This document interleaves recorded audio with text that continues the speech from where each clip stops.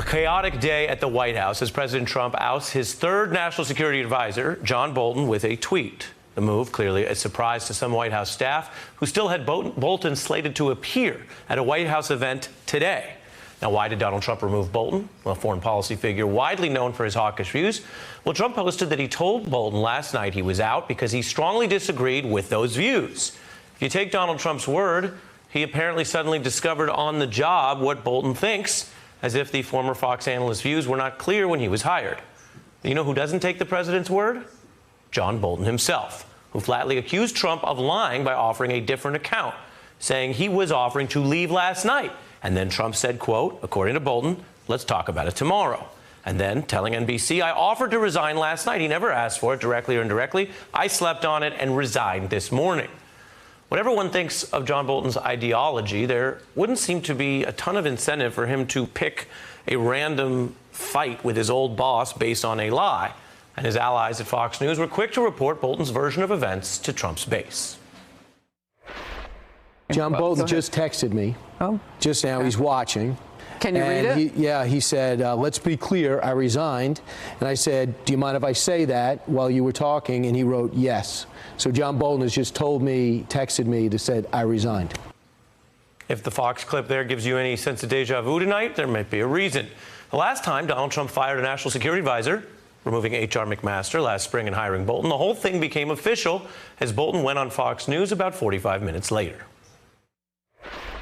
Here now, former U.S. Ambassador to the United Nations, John Bolton, former Fox News contributor. Good to have you here this evening, sir. Your reaction to your new job?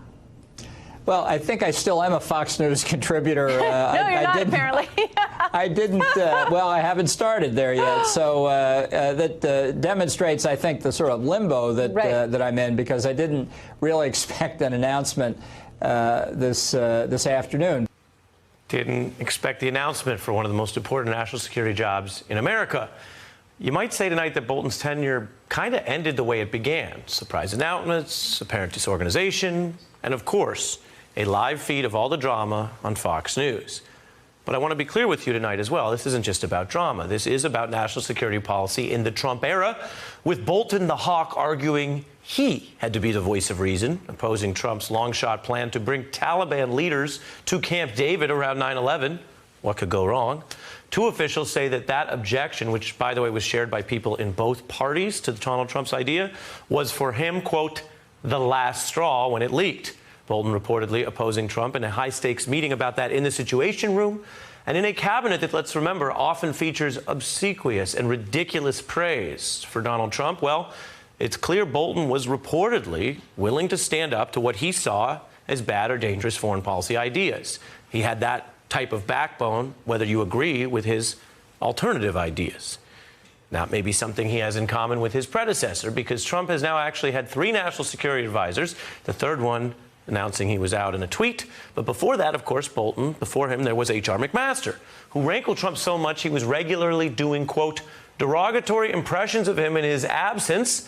But tonight, there are actually new reports that when things got sour with Bolton, Trump started calling on McMaster, asking him for his advice and saying he even missed his prior national security advisor.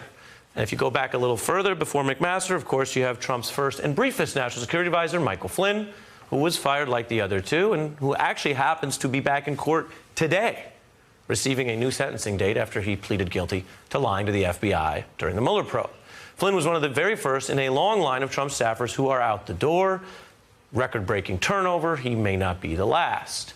But on his way out, John Bolton is doing something, as I mentioned, different than some other people in and outside of the administration. He worked for Donald Trump. He tried to serve him. He may agree with him about certain stuff, but he is tonight essentially calling Donald Trump, the president, a liar, and he's promising to say more soon, telling the Washington Post's Robert Costa, quote, I will have my say in due course, but I have given you the facts on the resignation. I'm joined right now by Rick Stengel, former Undersecretary of State in the Obama administration, former managing editor of Time magazine, Michelle Goldberg from the New York Times, and MSNBC terror analyst Malcolm Nance, the author of The Plot to Destroy Democracy. Good evening, everyone. I start with you. What does it tell you that Mr. Bolton, who I think I know from your diplomacy is not someone you agree with on everything, is deciding to call it as he sees it and accuse his old boss here of lying? Well, bully for John Bolton for doing that, I would say. And while I don't agree with John Bolton about everything, I absolutely, certainly agree that it was an absolutely crazy idea to have the leaders of the Taliban come to Camp David. These are people who are killing Americans, have killed thousands of Americans, who harbored Osama bin Laden. They don't allow music in Afghanistan. They won't allow women to go to school. Donald Trump is going to embrace these people at Camp David? Not a good idea. Well, I don't want to fall into the trap of lionizing John Bolton just because he's now conflicting with this terrible president, right? I mean, I think that every single person in this country is safer tonight now that John Bolton is no longer there pushing for war with Iran, pushing for war with North Korea. The day he became National Security Advisor, I was genuinely terrified for, the future of this country, for the safety of my family. It is a relief. He had no business ever having that job in the first place. That said, I would agree that he has shown more integrity than some of the other people in this administration in that he has, we've talked about this before, right? Ideologues, people who are true believers, in some sense are less likely to go along to get along because they get truly outraged and truly disillusioned when they see their ideals being contradicted. So in that sense, he has, he has the courage of his very terrible convictions. Well, and that courage, as you say, goes to this being a story about ideas.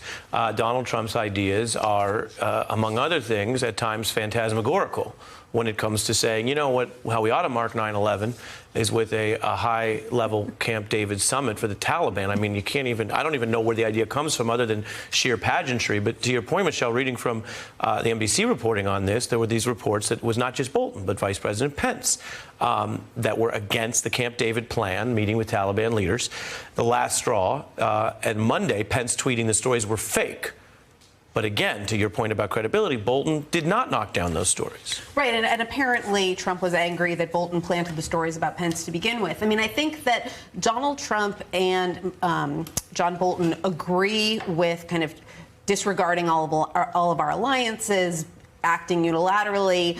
Where they disagree is that Donald Trump then wants to make these kind of ridiculous. He has this natural affinity for our enemies, right? So John Bolton, although he's perfectly willing to go along with Trump, ripping up the Iran deal, kind of disregarding any notion of human rights in American foreign policy, the great irony here is that John Bolton is one of the most hawkish figures in American foreign policy recent history. Mm-hmm. His legacy is now going to be, kind of the bosom friendship between the United States and North Korea.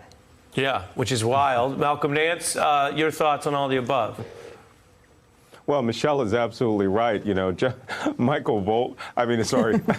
John Bolton would have been much more better if it was Michael Bolton. But John Bolton speaking out and being this friend to the President of the United States who, with his entire career as the #1 war hawk for Iran, the #1 war hawk for North Korea, suddenly being chained and kept on a little perch, if you can imagine that image. But Trump wanted that image because he was very well known. He was lauded in the Republican Party sphere. He was known as a sharp hawk, and by bringing him onto his team, he could use him as essentially as a cudgel in both ways towards Iran by thinking that he was going to unleash this, this mustachioed war hawk, and then on the other side, the Republican Party by believing that he brought on board their war, the guy who really wanted to have that sharp edge of the U.S. foreign policy. That being said, Trump wanted neither of those things. And so he loves, as you say, Ari, the pageantry of the President of the United States doing amazing things like having this, Jimmy Carter moment where he was going to bring, Sadat and Begin to Camp David, and he was going to do it with the Taliban of all people the week of 9/11, which shows not and the fact that he has no ability to understand the optics, that he doesn't care. He doesn't care what the American people would think. And so John Bolton, by showing the slightest honor amongst thieves, finds out that there is no honor amongst thieves. He gets pushed to the curb. Right. That Sadat and Begin was carefully coalescing something that had been laid in an actual groundwork of diplomacy, of treaty, of soft power, whereas this feels a little bit more like desperately seeking a theme party. Oh, well, let's pick this anniversary date. Let's get the right decorations.